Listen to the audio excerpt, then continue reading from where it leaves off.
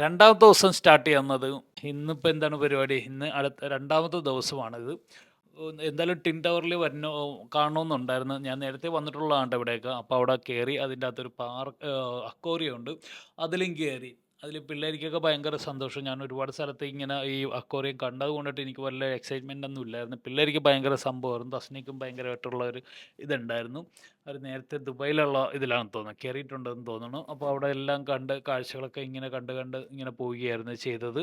അപ്പോൾ ഇതിനകത്ത് ഒരുപാട് എന്താ പറയണ്ട അക്വേറിയം തന്നെ പല രീതിയിൽ തന്നെയാണ് അവർ സെറ്റ് ചെയ്തിരിക്കുന്നത്. ഒരുപാട് കാഴ്ചകളും അതിൻ്റെ അകത്ത് ഒരുപാട് ജീവികളും ഒരുപാട് മത്സ്യങ്ങളും എല്ലാം നമ്മൾ കാണാത്ത ഒരുപാട് മത്സ്യങ്ങളൊക്കെ അവിടെ സെറ്റ് ചെയ്തിട്ടുണ്ട്. ഞാനിതിൽ ഏറ്റവും എനിക്ക് എക്സൈറ്റ് ആയിരിക്കുന്നത് ഓസ്ട്രേലിയയിൽ പോയപ്പോഴുള്ളതാണ്. റിയലായിട്ട് കണ്ടപ്പോഴാണ് എനിക്ക് ഭയങ്കര എക്സൈറ്റ് ആയിട്ടുള്ളത്.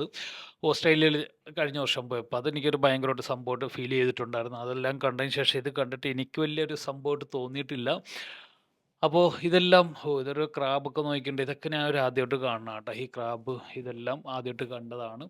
എന്തായാലും ഇത് പിള്ളേർക്കൊരു ഭയങ്കര സന്തോഷം ഉണ്ടായിരുന്നു. ഇതൊക്കെ കണ്ടിട്ട് ഭയങ്കര അതിശയമായിരുന്നു. കുറേ കഴിഞ്ഞപ്പോൾ ഇതെല്ലാം ഒരു മടുപ്പായിട്ട് എനിക്ക് തോന്നിയായിരുന്നു.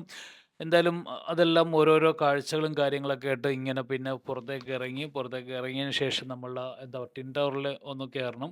അതിൽ മാളിൽ പോകണം. ഞാനപ്പോൾ ഒരു ജ്വല്ലറിയുടെ കാര്യത്തിന് വേണ്ടിയാണ് ഇവിടെ എത്തിയിരിക്കുന്നത്. എന്തായാലും അവിടെ അതിനുശേഷം ഞാൻ ടാക്സിയിൽ തന്നെ ഞാൻ നാട്ടിലേക്ക് പോരാനുള്ള തയ്യാറെടുപ്പാണ്. 3 ദിവസം, മൂന്നാമത്തെ ദിവസം നാട്ടിലേക്ക് പോകുന്നു. ആ ഒരു കാര്യമായിരുന്നു. ഇത്തവണ തിരിച്ചും ബിസിനസ് ക്ലാസ് എടുത്തിരിക്കുന്നുണ്ട്. അപ്പോൾ ബിസിനസ് ക്ലാസ് ചെറിയ ഒരു എമൗണ്ടേ വരുന്നുള്ളൂ കേട്ടോ. അതെല്ലാം അത് ഒരു പ്രത്യേകത. അപ്പോൾ എന്തായാലും അതിനുശേഷം നേരെ എന്താ പറയുക ബിസിനസ് ക്ലാസ്സിൻ്റെ അത് പെട്ടെന്ന് തീർന്ന് അവിടെ ലോഞ്ച് ഉണ്ടായിരുന്നു. അത് ആ ലോഞ്ചിൽ ഗോൾഡൻ ലോഞ്ചിൽ കയറി അതിനുശേഷം അവിടുന്ന് ഫുഡൊക്കെ കഴിച്ച് നേരെ എയർപോർട്ടിലേക്ക് ഫ്ലൈറ്റിൽ കയറി നേരെ അതിൽ നിന്നുള്ള ഒരു ഫുഡുകളാണ് ഈ കാണുന്നത്. വൈഫ് ഇത് തസ്നി കഴിക്കാറില്ല എയർപോർട്ടിലെ ഫ്ലൈറ്റിലെ ഫുഡ്.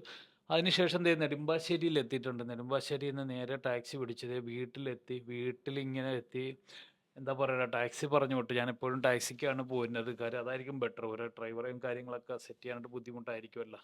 അപ്പോൾ ഇന്ന് മറ്റ് വിശേഷങ്ങളായിട്ട് അടുത്ത വീഡിയോ കാണാം. Okay bye.